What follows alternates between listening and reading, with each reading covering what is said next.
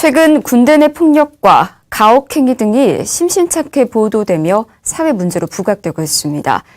상명하복의 규칙과 서열로 움직이는 군대라는 조직은 폐쇄적인 성향으로 내부에서 발생하는 문제들이 외부로 잘 알려지지 않아 그 피해가 누적되고 더욱 커져 문제가 되고 있는데요. 분노범죄 기획보도 5번째는 군대 내 폭력을 규명합니다.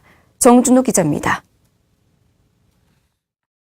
2014년 가혹행위를 넘어 고문에 가까웠던 윤일병 폭행 사망 사건. 잠을 재우지 않고 새벽까지 기마 자세를 취하게 하는가 하면 치약을 먹이고 수액을 맞춰가며 폭행을 이어간 잔혹함에 모두의 공분을 샀습니다. 가혹행위를 견디다 못한 28사단 김일병의 내무반 수류탄 투척, 총기 난사를 벌인 해병 2사단의 김상병 사건 등 무기를 가까이 하고 있는 군대 내 폭력은 피해 규모와 파장이 여느 분노범죄보다 더욱 심각합니다. 통계에 따르면 2004년부터 2013년까지 매년 80여 명이 군기 사고로 사망했지만 알려진 사고는 일부에 불과합니다. 그렇다면 이렇게 군대 내 폭력 사고가 끊이지 않는 이유는 무엇일까? 낯선 환경으로 인한 급격한 스트레스와 규율을 준수해야 하는 상명하복의 군 시스템으로 일정 부분 폭력을 인정하는 문화, 소수의 지휘관이 다수의 병사를 각각 관리할 수 없는 한계 등이 지적되고 있습니다.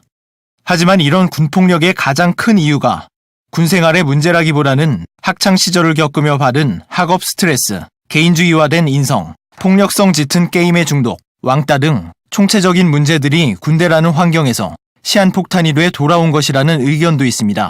군에서 일어나고 있는 여러 문제들이 군이라고 하는 특수한 환경이기에 일어나는 것이 아니고 그 이전의 그 문제 원인들을 가지고 오는 이 개인적인 부분도 함께 포함되어 있기 때문에 함께 전 사회가 함께 고민해야 될 문제가 아닐까 이렇게 생각을 합니다.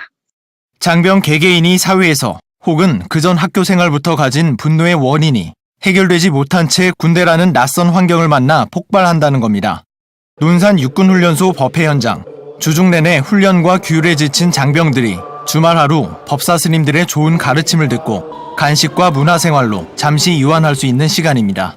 제가 세상에서 가장 좋아하는 우리 엄마가 삼당드린 예정입니다. 잠시만 기다려주세요. 한 정유회사의 실제 통화 연결음인데 일명 넛지 효과, 옆구리를 슬쩍 찌른다는 뜻으로 직접적인 언급 대신 부드러운 개입을 통해 타인의 선택을 유도하는 이 방법이 실제로 항의 전화의 수위를 낮추는 데 효과가 있다는 겁니다. 팽팽한 긴장의 연속인 군장병들이 일주일에 한두 차례 군법당에서 자유롭게 보내는 시간이 넛지의 효과를 내는 공간이 될 수 있습니다. 전국 군법당에서 연간 군장병 12만 명이 수계를 받고 있는 통계가 이런 장병들의 요구를 방증합니다. 조계종은 군종특별교구를 통해 군포교를 특화하고 전국 400여 법당 150여 군승을 통해 참회와 수계, 법문 등으로 장병들이 스스로를 돌아보고 분노의 마음을 가라앉힐 수 있도록 돕고 있습니다. 그래서 내 마음 속에서 일어나는 모든 폭력들이 이 마음이 조절이 안 돼서 일어나는 거 아니겠습니까?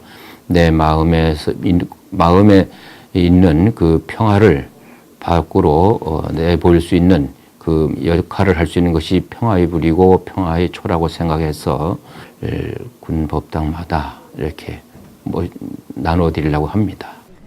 내재된 폭력성과 사회성의 기폭제가 되는 군대라는 환경.